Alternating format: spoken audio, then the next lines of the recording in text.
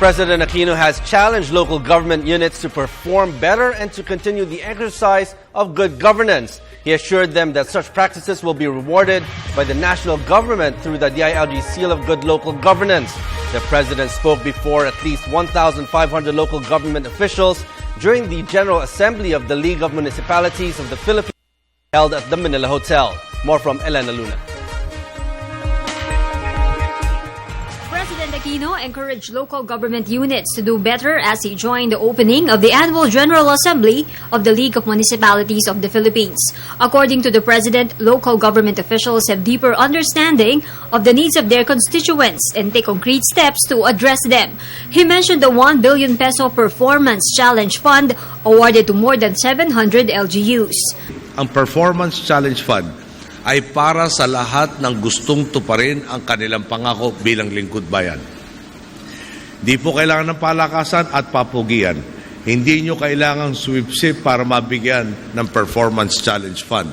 At kahit saan partido pa kayo nanggaling, basta nagpapakitang gilas kayo sa serbisyo at tapat na sumusunod sa mga patakaran, mabibigyan kayo ng kakulang pondo at insentibo upang maiangat pa ang pamumuhay ng inyong mga nasasakupan. The President gave his speech before 1,227 municipal mayors.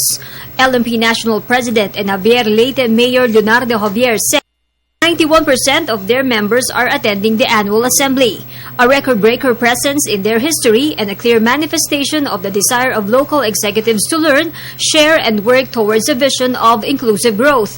The big attendance gave the President the chance to remind other mayors of the deadline in submitting programs related to Yolanda. Meron tayo kasi mga programa para sa Region 6, 7, and 8 para sa Yolanda at meron pa mga ibang programa na hindi naman nakatutok sa Yolanda. Pero pagdiinan ko lang po yung sa Yolanda. Okay.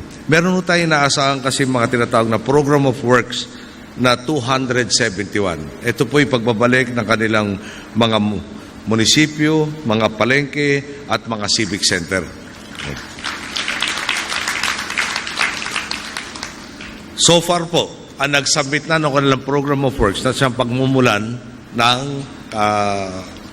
parang dahilan o rason para mai-release yung pondo, sa out of 271, 228 na po ang nag-submit ng Program of Works. Nagkakalaga po ng 600 milyong piso to at dahil na-submit po niyo yung program, kinakomit ng DILG na mai-release ang pondo ng 10 days mula nung pag-submit nyo.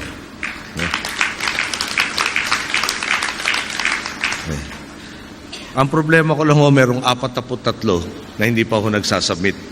Okay? Yung 43 po na may karapatan na hindi pa ho nagsasubmit, kung ayaw na po niyo yung pondo, okay na rin po, isi-share na lang natin doon sa ibang nangangailangan.